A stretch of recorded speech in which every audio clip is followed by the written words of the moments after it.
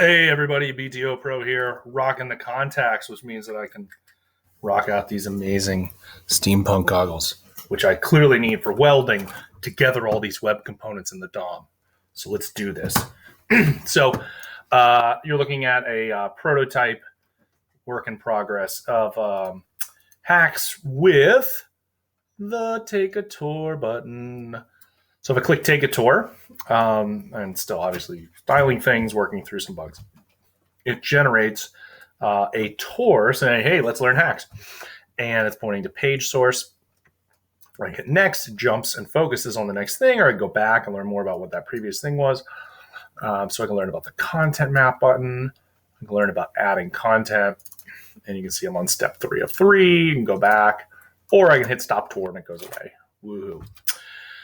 Fun thing in that is how it's happening. So one, we got this simple popover that Nikki made. Literally just, and I'm working on this button currently, but it literally just does this. So there's the popover again, right? So it just points to the thing in question, provides a little contextual menu. And it has, right? So there's a couple of them. Tor is using a modified version of the popover in conjunction with something called a manager or a popover manager. So the popover manager is more of, here's a singleton that is going to be in control of all things popover.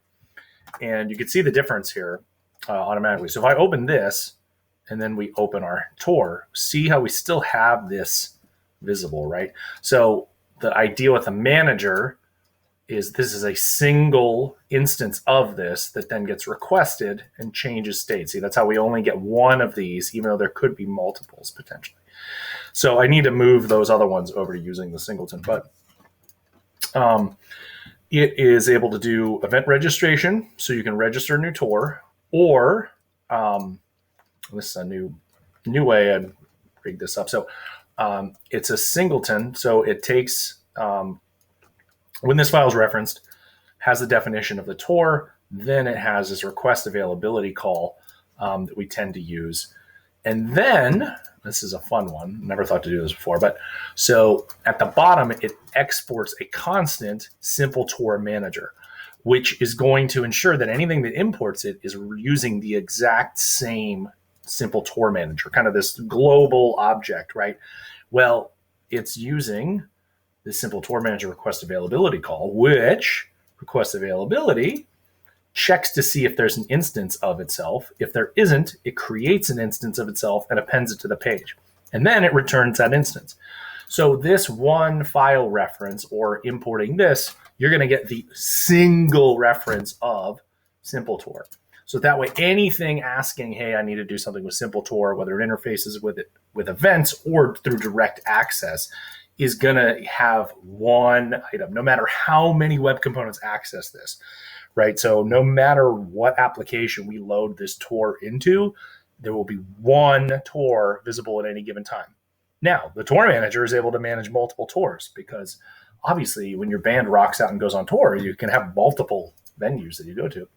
So super basic how the Tor is working here. And for me, the logic has always been the issue with building Tors is that we've had questions about making a Tor thing for a while. The issue has always been in the UI layer. So Nikki, fortunately, made that easy. But so we have event-based registration as one possibility. We've got stack, and then we've got Tor info, and we've got a pointer, right? This like stop, which is like which stop on the Tor are we on? So you register a new Tor.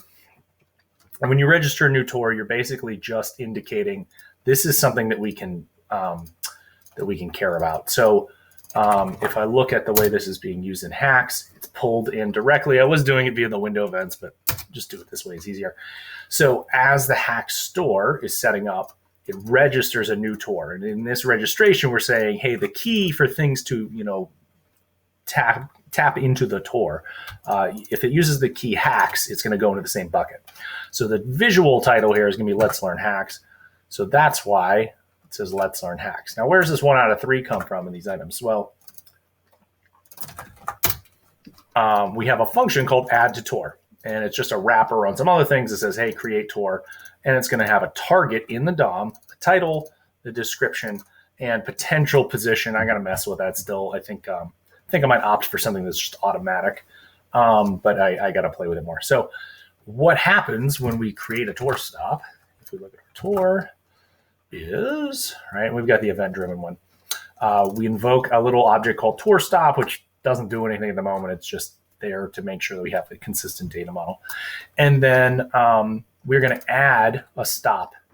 So when we add a stop, right, if this is bubbled up, it says hacks, and it knows the thing to point to, the direction to point to it, the title to list, and the description rather. So when it adds a stop, it's going to put it in a bucket in our stack. So imagine we have this nested object. We've got this object that's keyed by the word hacks. So it's going to be like this.stacks.hacks, and then it's an array. And so then anything that checks in and says, hey, I need to add a new stop, it's going to basically create that 1, 2, 3, right? So anything in that array, it's just basically looping through. Then when we're actually rendering it, right, we have the buttons. We've got a listing of the stops, right? We know which tour is active. So you could have like a tour of hacks and a tour of the hack CMS and a tour of, whatever your app is. And all three of these tours could be living in the same singleton, but invoked independently by different parts of your application. So we've got our previous button, which is going to see if it can go forward or backward. And then it's really easy to go forward, backward, right? So we know what our pointer is as far as the stop. As long as it's greater than 0, then subtract 1, right? So we move back in the array position as far as what to load, and forward, same thing, right? You get the idea. Then, this is fun. So when we're actually, right, we get updated. So when the stop changes, or the active thing we're looking at, so if it switched from like the hacks tour to like the your app tour, right? We need to make sure we rebuild the content there. So the way that I'm doing that is I'm forcibly rendering the area that's coming from the popover manager. So that's going to be our little tooltip popover area. And then I'm just setting it to an empty div. So the reason I ended up having to do this is lit element is in charge of updating and doing the data binding and managing the children of this element. This is what render does. Not from lit element. This is just straight from lit HTML. My bad. So what I'm doing is I'm saying lit HTML is in charge of this child area of our tag, so that then we can rebuild that area, and lit HTML does its thing where it does crazy fast repaints. So it renders the buttons, which we saw from above, and then it has a unsafe HTML, which you're not supposed to use unless you know what the input is, but we know what the input is here. So it builds the H3 out of the title that's in the stop, and then the descriptive text, which is also wrapped in a paragraph area. Then it renders that back into our little popover. And then this is a call to the internal logic of the popover, basically indicating who called this, so like a context setting, the target, what to point to, whether or not it should be pointing. So this is like on-off switch kind of a thing, and which direction it should be pointing. And the other fun thing is if it's an element not currently visible, it'll do scroll logic to actually jog the browser there. And then it actually also has support for a CSS shadow part setting. So temporarily, like for 500 milliseconds, you might want to just like kind of lightly gray or pulsate or something. So you could set that globally. It's in one of the demos as to how that works. But so the fun thing in the way that I'm liking registration, I'm still playing with this again, is I'm not really registering things. I'm letting the way that I write it register. So this is first updated, which in lit element is implying that the shadowRoot is ready. So I say, okay, query the shadowRoot for anything that's data-tor-item. So anything that just has that attribute on it. All right. So then that will give me, in this case, the hacks tray button. which is one of those little buttons at the top. So Hack's tray button has no slot. Fun thing we can do to leverage that. So Hack's tray button has no slot. I'm going to throw in a data tour title. In this case, it'll be page source, and a data tour content, and it'll be the content to present in the tour. Visually, you won't see it in the page. However, this saves me a ton of effort in rewiring each time. I need to add more stuff for the tour. I'm going to write that in some big JSON blob somewhere. Ugh. So what this little methodology does is it finds all the tour items. Then it invokes the query selector internal to it. It says, oh, hey, add a new thing to the tour. Well, it's going to be a reference to the thing in question. So whatever I put that on, that's what's going to get pointed to. Then it's going to say, okay, inside of that tag, look for the data tour title and take the contents inside of it. So this could be full HTML, hence that unsafe HTML thing before. And then same for the content. And so now, anytime I want to wire anything else up to our tour engine, and I'm actually going to extrapolate this. I'm going to put this in as like a method in our store, so that any of our tags can access this and be like, hey, I really need to check in and add stuff to the tour. And so let's add a new item to the tour and see how this works. So I really want the settings portion. Okay, so there's a settings collapse. I'm going to say, hey, this is something we need to define as a new tour item. Then I'm going to say, okay, when you visualize it, let's just take whatever is listed here. And then for the content, and I cheat a little bit on this because I'm abusing the fact that there's no tour name slot. So again, this is still a little bit work in progress. I'm not sure if I'm going to keep this convention. Let me know what you think of it. So now I'm just writing, I'm leveraging the DOM that I already had to make for the UI side to build out what the logic of what the tour should say. And now it's just writing the description.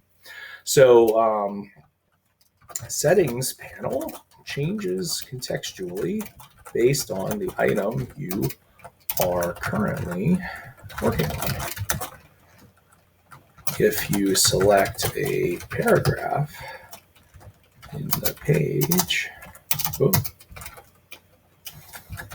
it will change to a P tag and show settings specific to that element. Same for video players, memes, images, tables, literally anything. Yeah, obviously this stuff's getting cleaned up later. But all right, so let's refresh. And now in my tour, when I hit tour, we've got 4 stops. It's going to teach me about the page source. It's going to teach me about the content map, add content, and now it's going to teach me about, let's see if it's able to kind of realign. There we go. It's going to point to that, right? And it's going to say, hey, let's learn about hacks. Select an element to configure. Pretty cool, right? So I'll stop the tour. Let's look at the demo for it, because the demo actually have multiple tours going at the exact same time. So this is a simple popover. I might actually have this running already. Oh, I do have this running already. Okay.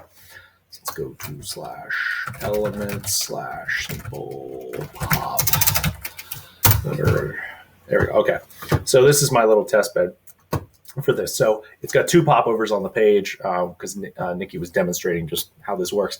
So another thing I was doing with this was selections. And this is another area where it's like, okay, I want a singleton. So there's one instance.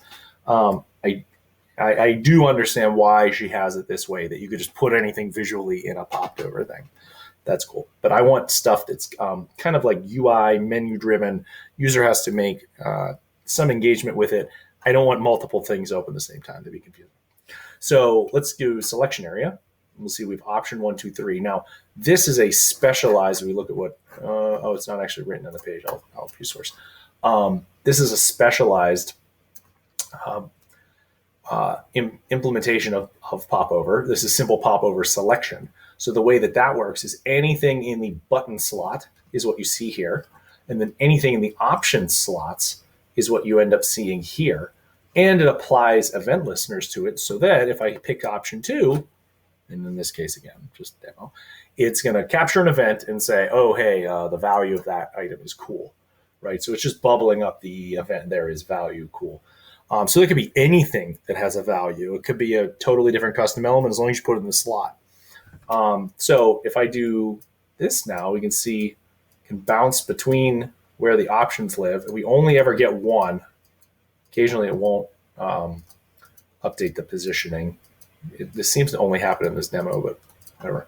Now I've got this option open. Okay, I'm gonna make a choice. Shoot, I started that tour. Okay, so we can see I have a tour, and this one is implementing that little CSS shadow part trick. So it's gonna highlight the thing real quick and just do a nice little blink to be like, hey, this is the thing that we're focusing on. Now, if I switch from this tour, right, I could stop it, restart tour. Okay, now let's move to tour 1. We can see that there's a different tour in here. So there's a tour called Hacks 1 and a tour called Hacks 2.